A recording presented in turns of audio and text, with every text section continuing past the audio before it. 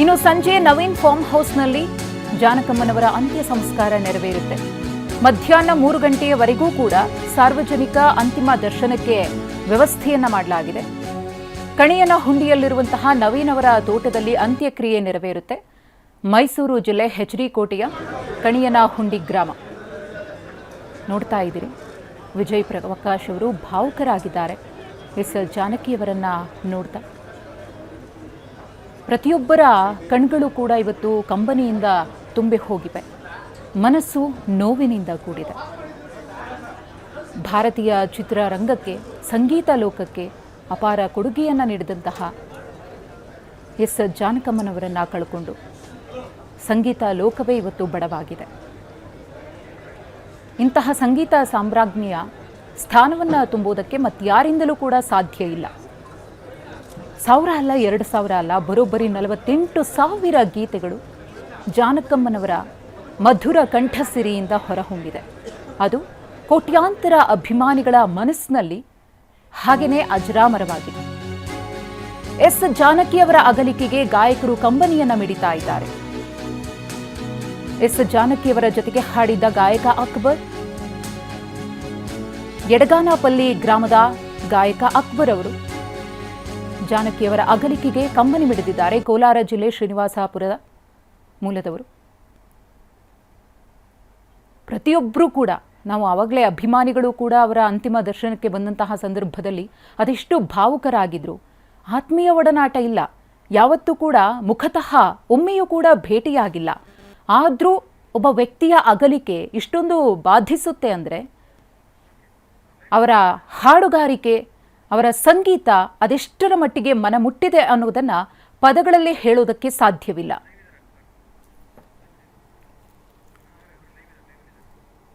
ಇನ್ನು ಗಾಯಕ ಅಕ್ಬರ್ ಅವರು ನಮ್ಮ ಜೊತೆಗೆ ನೇರ ಸಂಪರ್ಕದಲ್ಲಿದ್ದಾರೆ.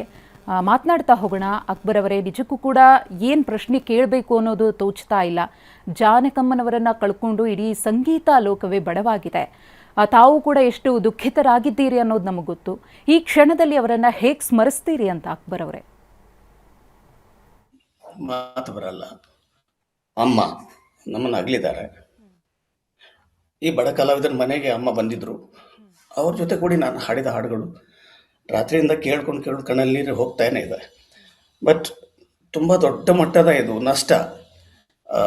ಅವ್ರ ಅಗಲಿಕೆ ನಿಜಾನೇ, ಆದರೆ ಅವ್ರು ಎಂದೂ ಅವರು ಅಮರಾಣೆ.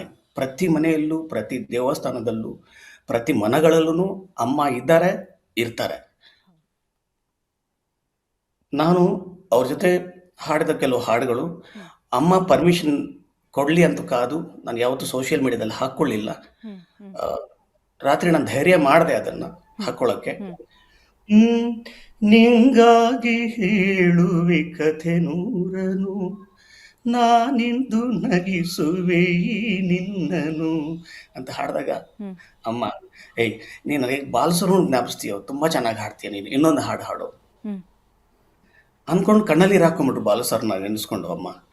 ಆವಾಗ ನಾನು ಒಂದೇ ಒಂದು ಕಣ್ಣ ಬಿಂದು ಜಾರಿದರೆ ನನ್ನಾಣೆ, ಅದಕ್ಕೆ ತುಂಬ ದೊಡ್ಡ ಮಟ್ಟಕ್ಕೆ ದೊಣಿಗೂಡಿಸ್ರು ಅಮ್ಮ. ನಿನ್ನ ನೋವ ಜೊತೆ ಇಂದು ನಾನಿರುವೆ ನನ್ನಾಣೆ ಹಾಗೆ ನೆನೆಸ್ಕೊಂಡು ರಾಜೇಂದ್ರ ನಾಗೇಂದ್ರ ಅವರ ಬೆಂಕಿಯ ಬಳೆ ಚಿತ್ರದ ಗೀತೆ ಅಮ್ಮ ಹಾಡಿದ್ರು, ನನ್ನ ಜೊತೆ ಹಾಡಿದ್ರು. ಬಿಸಿಲಾದರೇನು ಮಳೆಯಾದರೇನು ಜೊತೆಯಾಗಿ ಇಂದು ನಾನಿಲ್ಲವೇನು, ನೀ ನನ್ನ ಜೀವ ಎಂದಿಗೂ. ಬಿಸಿಲಾದರೇನು ಮಳೆಯಾದರೇನು ಬಿಸಿಲಾದರೇನು.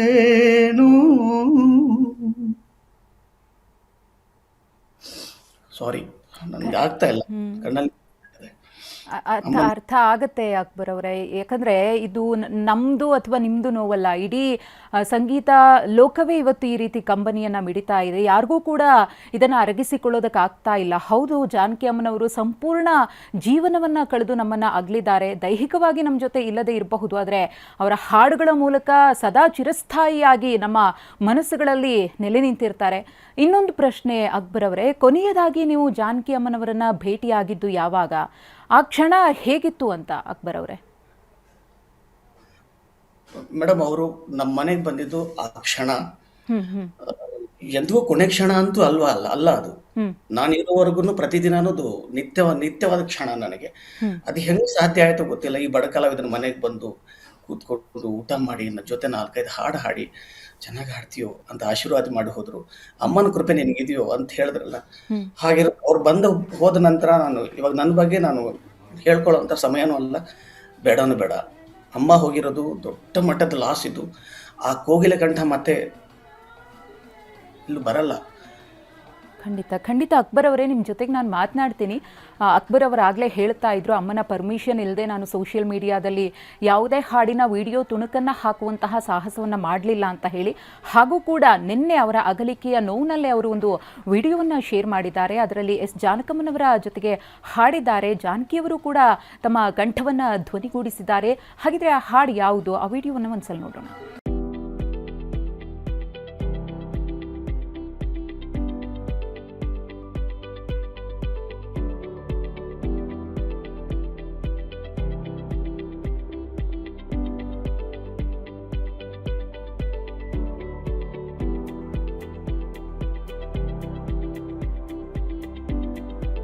ಇನ್ನು ಗಾಯಕ ಅಕ್ಬರ್ ಅವರು ನಮ್ಮ ಜೊತೆಗೆ ನೇರ ಸಂಪರ್ಕದಲ್ಲಿದ್ದರು. ಅಕ್ಬರ್ ಅವರೇ, ನಮ್ಮ ಭಾರತೀಯ ಚಿತ್ರರಂಗಕ್ಕೆ, ಅದರಲ್ಲೂ ಸಂಗೀತ ಲೋಕದಲ್ಲಿ ಬೆರಳೆಣಿಕೆಯಷ್ಟು ಮಂದಿ ಮಾತ್ರ ಯಾವುದೇ ಹಮ್ಮು ಬಿಮ್ಮು ಇಲ್ಲದೆ ಪ್ರತಿಯೊಬ್ಬರನ್ನ ಕೂಡ ಸಮಾನರಾಗಿ ನೋಡ್ತಾ ಇದ್ರು. ಈಗ ವಿಜಯ್ ಪ್ರಕಾಶ್ ಅವರು ಕೂಡ ಅದೇ ಮಾತನ್ನ ಹೇಳ್ತಾ ಇದ್ರು.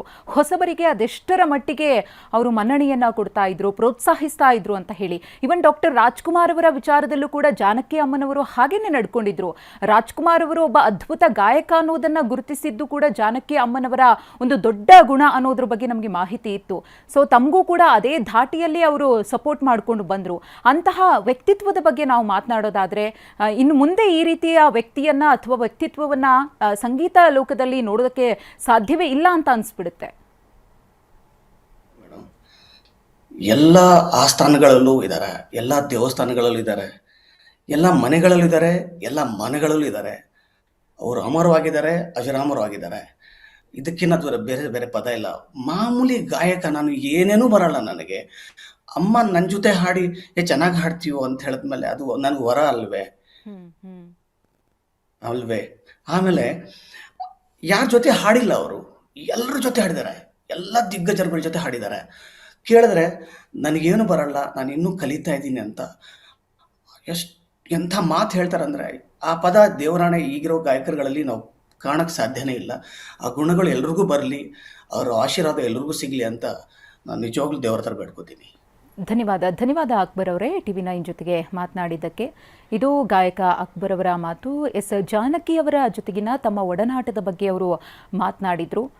ಎಸ್ ಜಾನಕಮ್ಮನವರ ಬಳಿ ಇರುವಂತಹ ಗುಣಗಳಿದೆಯಲ್ಲ, ಅದು ಯಾವತ್ತೂ ಕೂಡ ಮಾತಿಗೆ ಅಥವಾ ಯಾವುದಾದ್ರೂ ಪದಗಳಿಗೆ ನಿಲುಕದಂತಹ ಗುಣ. ಆ ಗುಣ ಈಗಿನ ಕಾಲದ ಗಾಯಕರಲ್ಲೂ ಕೂಡ ಬರಲಿ ಅನ್ನೋದು ಪ್ರತಿಯೊಬ್ಬರ ಆಶಯ.